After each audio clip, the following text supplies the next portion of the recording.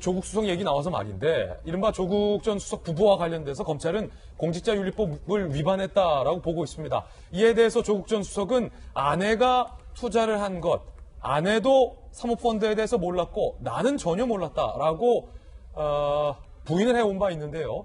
검찰이 확보한 문자 메시지를 보면 그런데 조국 전 수석의 발언과 상당히 다른 상황들이 나타납니다. 함께 보시죠. 판단은 여러분께서 보시죠. 꾸기와의 깨알 논의라고 제목을 저희가 붙였습니다. 꾸기가 누굴까요? 조국 당시 수석입니다. 일단 정경심 교수가 김경록 씨와 문자 메시지를 주고받는 내용 2017년 5월입니다. 조국 민정수석이 취임 직후, 그러니까 남편이 공직으로 간 직후예요. 그때 정경심 씨가 이렇게 문자를 보냅니다. 남편 때문에 주식을 백지신탁하거나 팔아야 하니 고민 좀 해봐라. 그러자 김경록 씨가 이렇게 얘기합니다. 상담을 해주는 거죠. 백지신탁할 수 있는 투자처를 찾아보시라. 그러자 정경심 씨가 어디 묶어둘 데 없나? 상당히 생각해보니까 열받네. 열받는다. 부동산 투자할까? 남편한테 물어보고 할게. 이 대목이 등장하는데 남편한테 물어보고 할게. 이 이후에 정경심 씨가 차명으로 이른바 사모펀드에 투자하는 과정들은 여러분께서 잘 아실 텐데 남편에게 물어보고 했다? 라는 상상이 가능한 대목이죠. 그리고 2018년 5월 28일 1년이 지났습니다. 사모펀드 투자 이후 이른바 조국 조카와 컨설팅 계약을 맺고 자문료 명목으로 5천만 원을 번 이후에 이 부부가 한 대화 내용인데요. 정경심 씨의 핸드폰에는 남편 조국 교수가 꾹이라고 저장이 돼 있는 것으로 검찰 공소장에 나와 있습니다. 꾹이, 그러니까 조국의 국자를 애칭인 거죠. 꾹이. 예를 들어서 윤태곤 시장의 고니, 그런 거죠. 꾹이. 정경심 교수가 종소세가 2,200만 원 나와서 세무세가 다시 확인 중 폭망이야 유유 울부짖습니다. 그러자 꾸기가 완전 거액이네 라고 맞장구를 쳐줍니다. 그러자 정경심 씨가 세금 내라고 융자 받을 정도다 라고 하니까 꾸기 유유 눈물을 흘립니다. 그러자 정경심 씨가 이에 대해서 불로수입이다 할 말 없다. 불로수입 일하지 않고 벌어들인 수입이라고 얘기를 규정을 하는 거죠. 그러자 꾸기가 그러니 작년보다 재산 총액이 늘었지 그렇게 쓰고 둬 라고 문자를 하는데 윤 선생님 이 문자를 우리 국민들은 어떻게 봐야 합니까?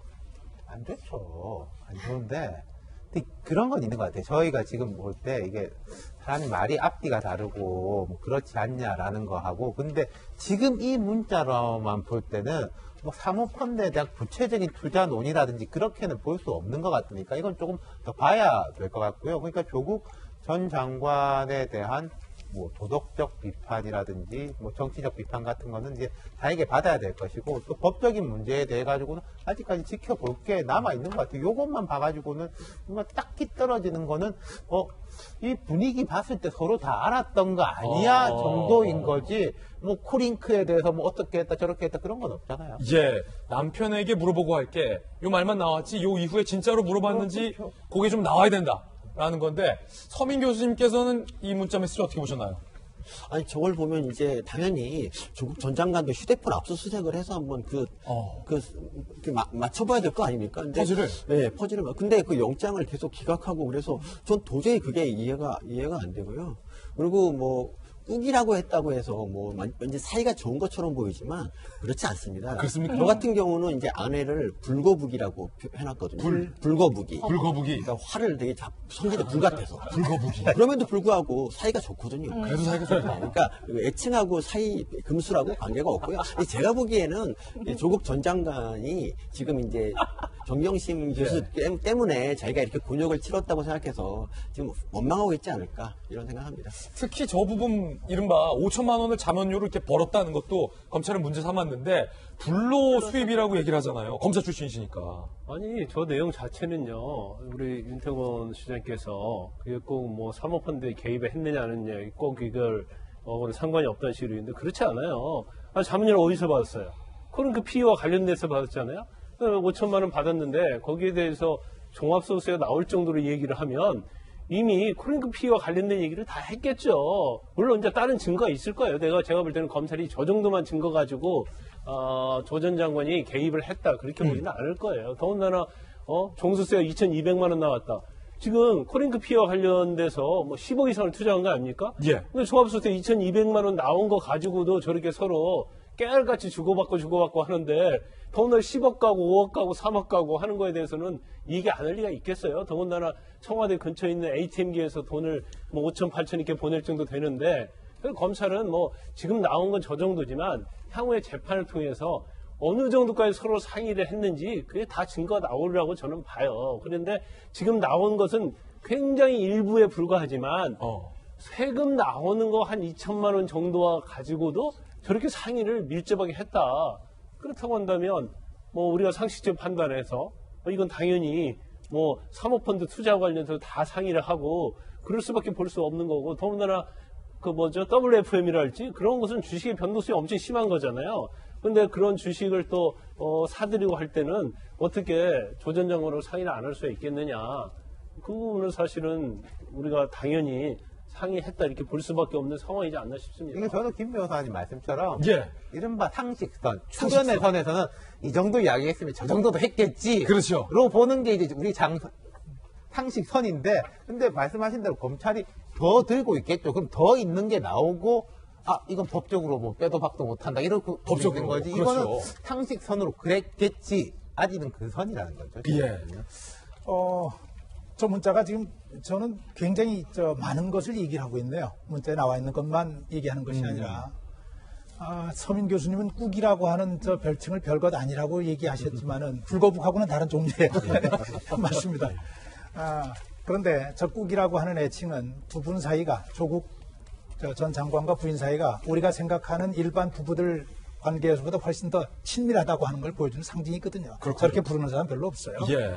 저렇게 친밀하다고 하는 얘기는 많은 것들을 수시로 얘기하고 또 감정을 교환하고 한다는 얘기예요. 저기에 지금 돈을 어떻게 했는지 세금이 어떻게 나왔는지 하는 것까지 있기 때문에 지금 윤태곤 실장이 얘기한 것처럼 사모펀드와 관련돼 가지고는 저기서 더 읽어낼 구체적인 법적인 증거는 없다고 할지라도 저 문장 저 몇 개 안 되는 저 톡을 통해 가지고는 두 사람 사이의 관계 그리고 저게 어떻게 진행됐구나 하는 것들을 볼 수 있는 굉장히 중요한 단서라고 생각을 하고요. 하나는 예. 좀 짚고 싶어요. 뭐냐면은 누구든지 실수할 수 있죠. 누구든지 잘못할 수 있어요. 저는 아까 백원우 비서관이나 지금 조국 민정수석 때 아니에요. 네.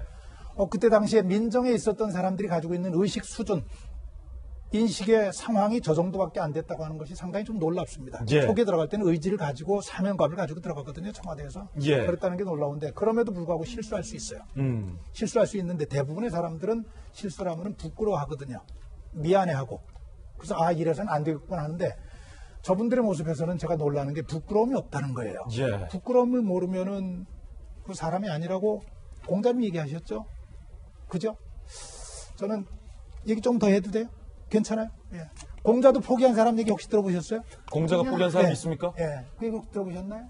오늘 뭐 제가 공명의 공자니까지 다 나오고 글쎄 있습니다. 말이에요. 공자님이 길을 가는데 제자들과 어느 날 예. 어떤 사람이 길 섭에서 예. 길 한쪽 편에서 그래요. 변을 보고 있더랍니다. 예. 똥을 보고 있더래요. 부른 거예요. 자네 이리 좀 와봐. 공자 선생님이? 이게 대낮에 뭐 하는 짓이야? 예. 창피하지도 않아. 사람이 이래도 되는 거야. 아주 혼쭐을 내가지고 이 사람이 얼굴이 홍당무가 돼서 자리를 빠져나갔다 그래요. 예.